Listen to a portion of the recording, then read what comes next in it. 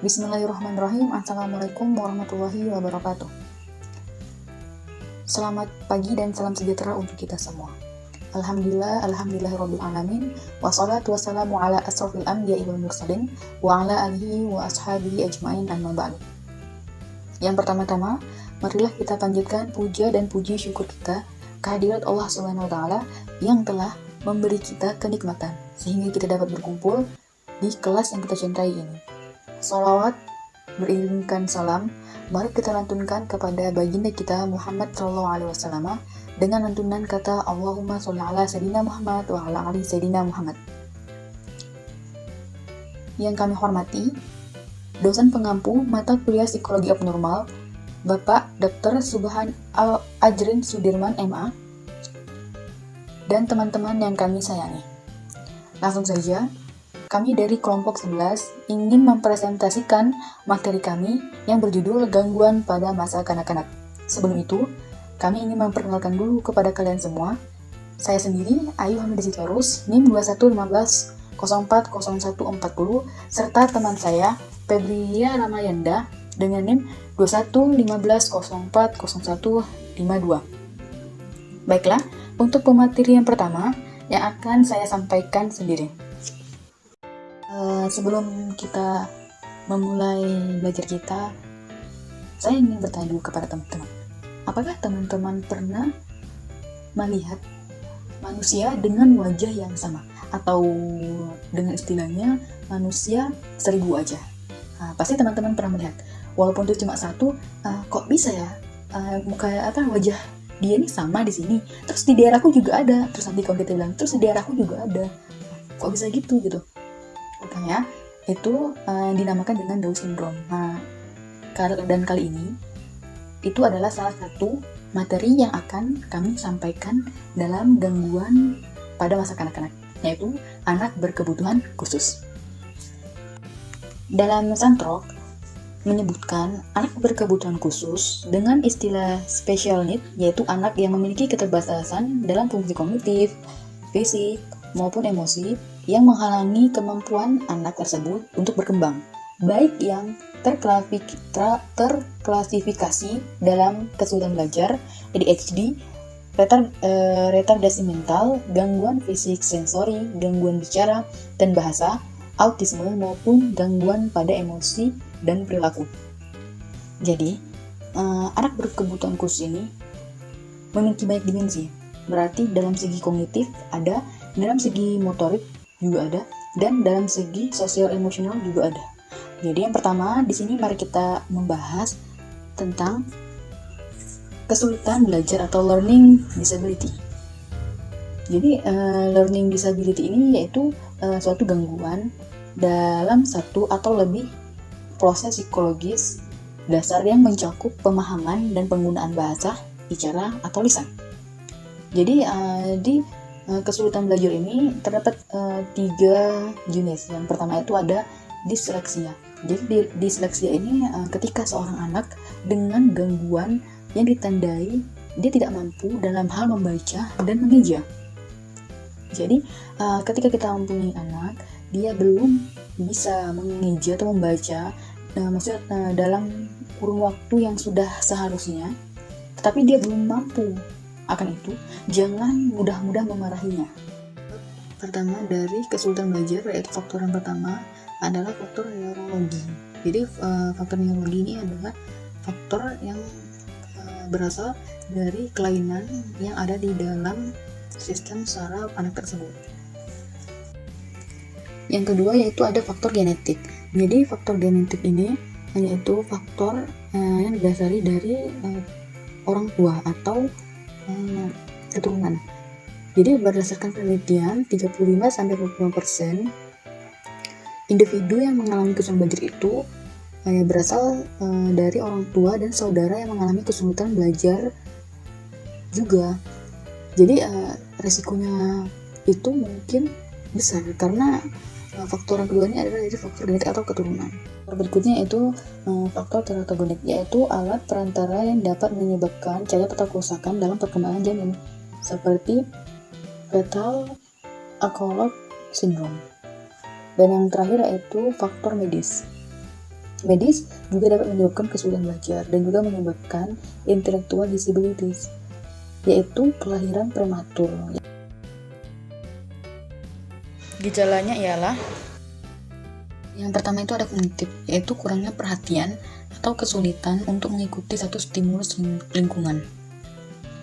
Memiliki masalah persepsi atau membedakan kiri dan kanan, mengendus huruf terbalik, kaku ketika berjalan, kurang keseimbangan, dan dalam berbagai aktivitas motorik yaitu kurang baik dalam memproses informasi atau kemampuan berpikirnya, karena memiliki masalah dalam ingatan jangka pendek atau STM dan ingatan jangka panjang RTM, atau bahkan pada keduanya.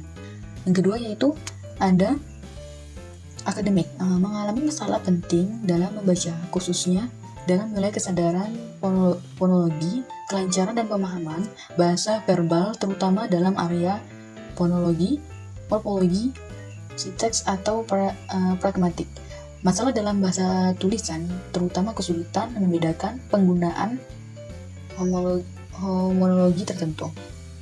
Tidak mampu mengingat ketika mereka telah memiliki kesalahan dalam menulis kata-kata yang salah, kesulitan dalam matematik atau disikalkulia.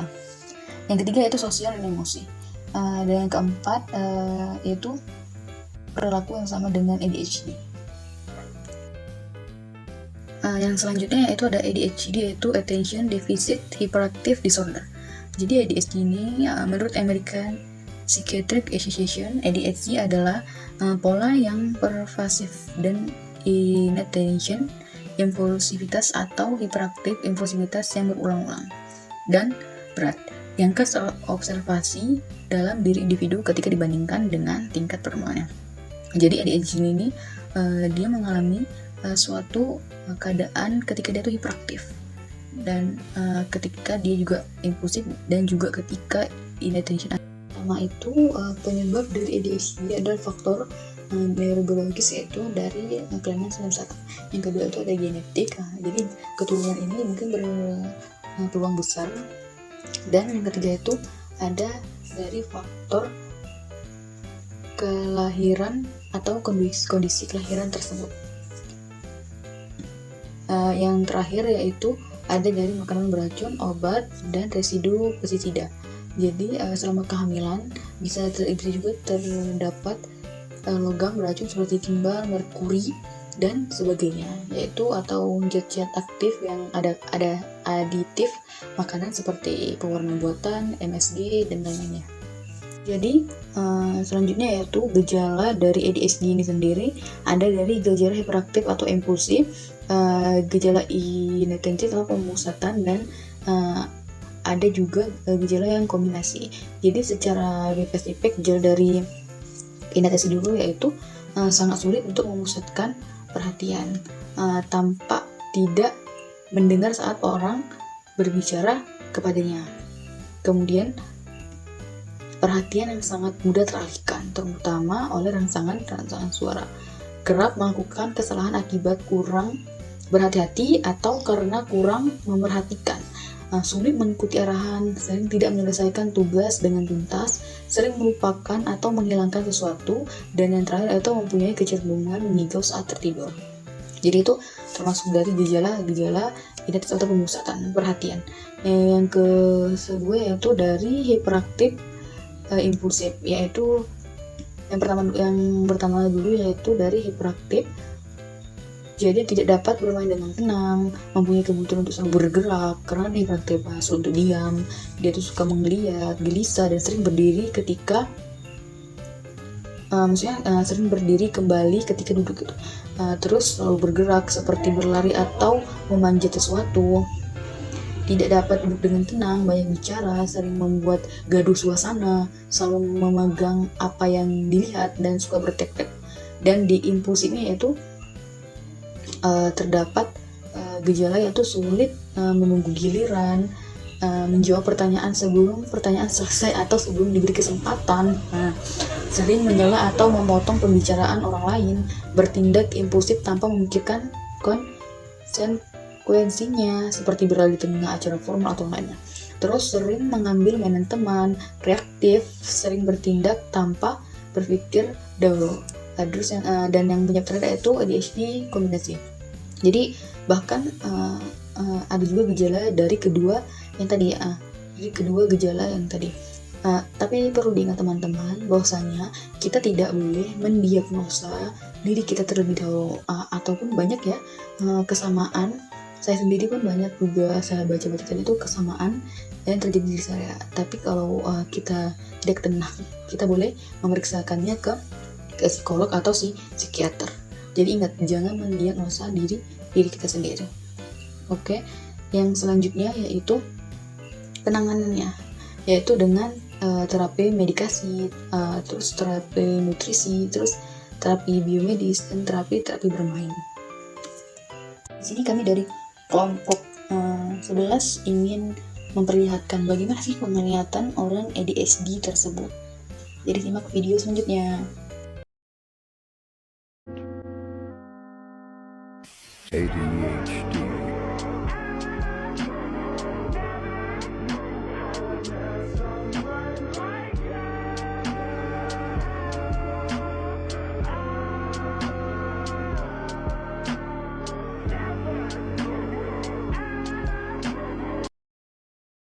Baiklah teman-teman, untuk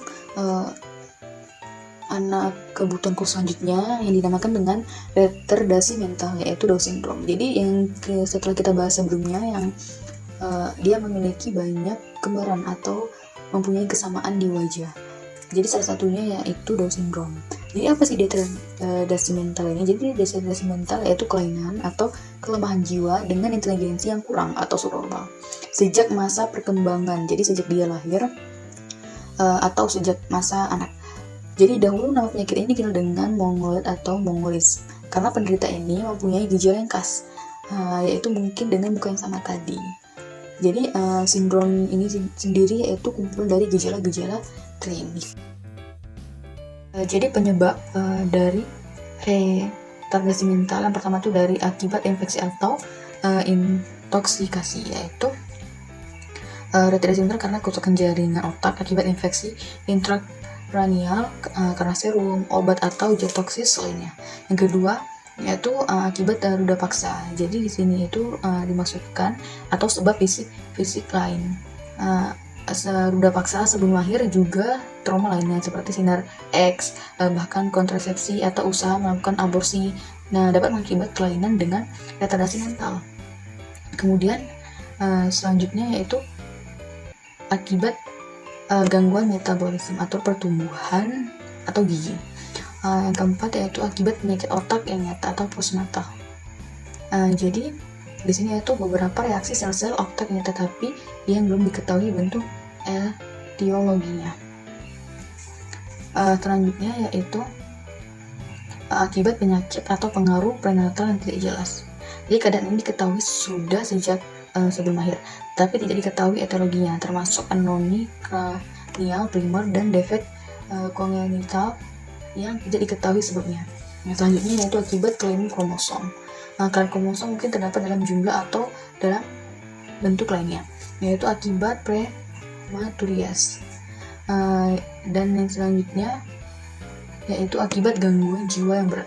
Dan yang terakhir yaitu akibat deprivasi psikososial atau yang dapat dilakukan oleh faktor-faktor biomedik maupun sosial budaya. Dan selanjutnya yaitu gejalanya yaitu memiliki inteligensi yang rendah atau IQ dari 50-70. Kemudian kesulitan beradaptasi dalam kehidupan sehari-hari dan salah satunya juga dengan wajah yang khas.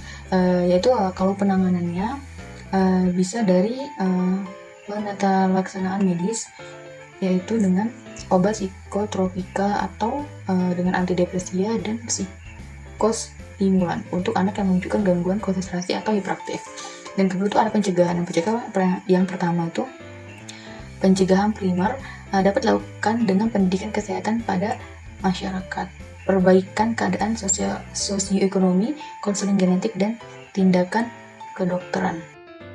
Jadi untuk anak berkebutuhan khusus selanjutnya yaitu yang dinamakan dengan gifted. Jadi gifted ini yaitu mereka memiliki kemampuan yang unggul, mampu memberikan prestasi atau memiliki kecerdasan di atas rata-rata. Sedang keterbatasan harus ditinjau secara multidimensional dari Metiha Idris 2014. Jadi anak IQ ini itu dia memiliki IQ rata-rata, berarti dia cerdas, pintar. Jadi ternyata anak yang begitu cerdas atau logis itu juga disebut dengan anak berkebutuhan khusus.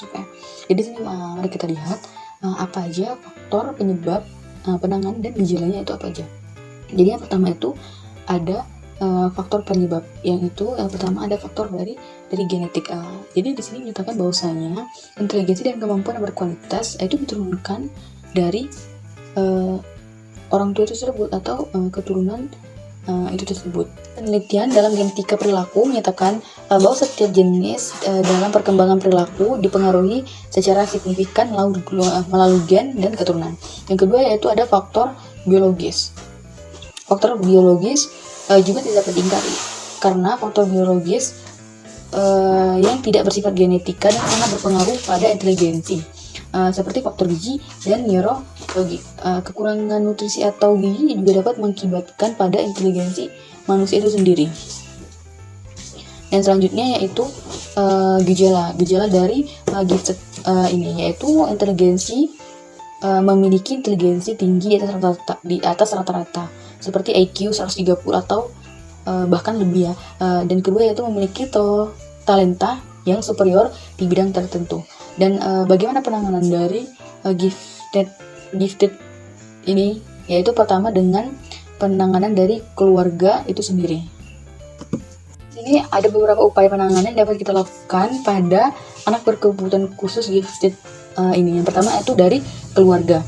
Jadi berfaktor dalam keberbakatan seorang ditentukan oleh peran orang tua itu sendiri, yaitu kebebasan orang tua sebaiknya memberikan kebebasan pada anak, tidak otoriter, tidak selalu mau mengawasi anak, dan tidak terlalu membatasi keinginan anak-anak tersebut. Dua itu bisa dari sekolah penanganannya, yaitu anak berbakat membutuhkan guru yang tidak sekedar baik, tapi memahami bagaimana cara terbaik dan tepat untuk menangani anak berbakat. Jadi pada suatu penelitian bahwa anak berbakat dapat bereaksi dengan kemarahan, kebencian, atau kesebalan dengan guru mereka. Bahwa anak berbakat memerlukan pendidikan yang diferensiasi, yaitu pendidikan yang sesuai dengan minat dan kemampuan intelektualnya. Dan yang terakhir, jadi penanganan selanjutnya itu bisa dari masyarakat yang ada di sekitarnya, yaitu masyarakat yang berdasarkan pada hukum yang adil itu dapat memungkinkan kondisi ekonomi dan psikologis yang baik bagi warga negaranya. Jadi masyarakat itu sendiri yaitu merupakan lingkungan yang kondusif untuk pertumbuhan kreativitas. Jadi dalam studi dari Gray itu menunjukkan bahwa masyarakat yang sehat dan sejahtera akan memupuk suatu kreativitas. Mungkin ini saja yang dapat saya sampaikan. Untuk pemateri selanjutnya yang akan disampaikan oleh rekan saya sendiri, yaitu Febria Rahmayanda. Kepada Febria disilakan. Gangguan pada masa kanak-kanak. Yang pertama, gangguan emosi dan perilaku. Terdiri dari masalah yang serius dan terus-menerus tentang relasi, agresi, ketakutan, dan depresi yang dikaitkan dengan masalah pribadi atau sekolah, dan juga karakteristik sosio-emosi yang tidak pantas lainnya. Faktor penyebabnya, yang pertama faktor biologis, yang kedua faktor lingkungan atau keluarga, yang ketiga faktor sekolah, yang keempat faktor masyarakat. Pencegahan gangguan emosi dan perilaku, yang pertama memberikan terapi individu dan keluarga, yang kedua mengajarkan keluarga cara-cara baru berinteraksi, yang ketiga mempromosikan dan memberikan pelatihan karakter, yang keempat memberikan pendidikan moral. Gejalanya, yang pertama agresi terhadap diri sendiri dan orang lain, yang kedua adanya kecemasan, yang ketiga ketidakmampuan untuk membayar perhatian untuk waktu yang panjang dibandingkan dengan teman-temannya, yang keempat mengungkapkan pikiran untuk bunuh diri, yang kelima sedikit atau tidak ada teman. Yang kedua ada autisme. Autisme yaitu gangguan perkembangan neurologis jangka panjang yang mempengaruhi perkembangan komunikasi sosial, perilaku berulang, serta minat dan aktivitas terbatas. Autisme disebut juga gangguan perkembangan persuasif, di mana salah satu sistem dalam otak yang tidak bisa berfungsi sebagaimana mestinya. Penyebab dari autisme ini yang pertama itu kurangnya perhatian dari orang tua, yang kedua adanya faktor genetik, dan adanya gangguan neurologi di otaknya yang menyebabkan anak autis kesulitan untuk merespon. Gejala-gejala autisme ini yang pertama marah, yang kedua menangis atau tertawa tanpa alasan yang jelas, yang ketiga hanya menyukai atau mengkonsumsi makanan tertentu, yang keempat melakukan tindakan atau gerakan tertentu yang dilakukan secara berulang, yang kelima hanya menyukai objek tertentu.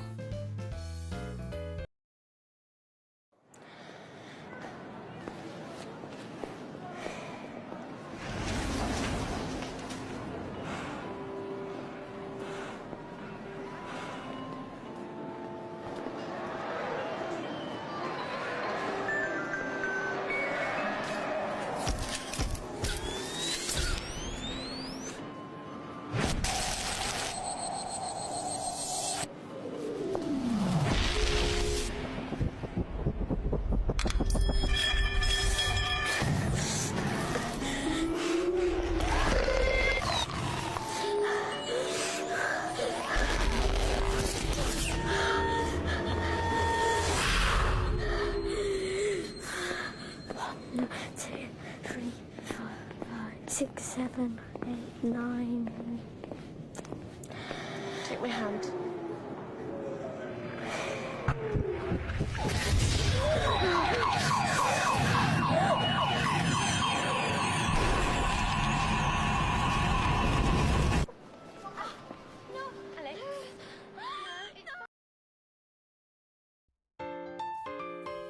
Yang ketiga, ada tunanetra. Tunanetra yaitu individu yang indera penglihatannya tidak dapat digunakan sebagai saluran penerima informasi dalam kegiatan sehari-hari. Penyebabnya, yang pertama itu ada dari keturunan, yang kedua pertumbuhan anak dalam kandungan, yang ketiga kerusakan pada mata atau saraf mata pada waktu persalinan, yang keempat kerusakan yang disebabkan terjadinya kecelakaan. Untuk penanganannya, yang pertama itu ada layanan umum seperti keterampilan, kesenian, olahraga. Yang kedua ada layanan khusus seperti latihan membaca dan menulis, latihan penggunaan tongkat, latihan orientasi dan mobilitas, latihan visual atau fungsional penglihatan. Penanganan autisme ini yang pertama itu pengobatan berupa terapi perilaku dan komunikasi, terapi keluarga, pemberian obat-obatan. Yang keempat, tunarungu. Tunarungu yaitu orang yang kehilangan kemampuan mendengar sehingga menghambat proses informasi bahasa melalui pendengarannya. Penyebab dari tunarungu adalah bisa saja itu dari faktor keturunan, bawaan dari pihak ibu, dan lain-lain. Gejala-gejalanya yaitu suara atau perkataan yang terdengar pelan dan telinga berdenging. Penanganannya yaitu dengan implantasi koklea atau rumah siput atau bisa juga dengan alat bantu pendengaran. Yang kelima, tunawicara, yaitu hambatan yang menyebabkan anak kesulitan untuk melakukan komunikasi verbal. Salah satu penyebabnya yaitu keterlambatan perkembangan akibat keturunan atau fungsi otak yang kurang baik. Gejalanya yaitu mereka sering mengulangi kata dan memperpanjang suara saat berbicara. Penanganannya melalui beberapa metode yaitu metode visual, analogi, dan lain-lain. Yang keenam, tunagrahita, yaitu anak yang memiliki intelijensi yang signifikan, berada di bawah rata-rata dan disertai dengan ketidakmampuan dalam adaptasi perilaku yang muncul dalam masa perkembangan. Penyebab dari tunagrahita ini bisa dari faktor genetik atau fisiologis. Gejalanya yaitu terlambat belajar berguling, duduk, merangkak, atau berjalan. Untuk penanganannya bisa dengan mengajari anak mengenai kemandirian dan tanggung jawab. Yang ketujuh, tunadaksa, yaitu penyandang bentuk kelainan pada sistem otot, tulang, dan persendian yang dapat mengakibatkan gangguan komunikasi, adaptasi, dan gangguan perkembangan keutuhan pribadi. Penyebab dari tunadaksa ini yaitu bisa jadi dari sebelum kelahiran, saat kelahiran, hingga setelah kelahiran. Gejalanya yaitu selain mengalami cacat tubuh, juga kecenderungan mengalami gangguan lain. Penanganannya dengan cara terapi, okupasi, dan fisioterapi. Yang kedelapan yaitu tunalaras. Tunalaras yaitu individu yang mengalami hambatan dalam mengendalikan emosi dan kontrol sosial. Penyebabnya bisa juga dari kondisi keluarga yang tidak harmonis atau broken home. Gejalanya dapat dilihat yaitu kurang percaya diri, sering menunjukkan sikap curiga kepada orang lain. Cara menanganinya yaitu cobalah untuk tidak bereaksi berlebihan, konsisten, biarkan mereka memiliki pilihan. Baiklah, mungkin sampai di sini yang dapat kami sampaikan. Kurang dan lebihnya kami mohon maaf. Wabillahi taufiq wal hidayah. Assalamualaikum warahmatullahi wabarakatuh. Dan untuk selanjutnya yaitu sesi tanya jawab.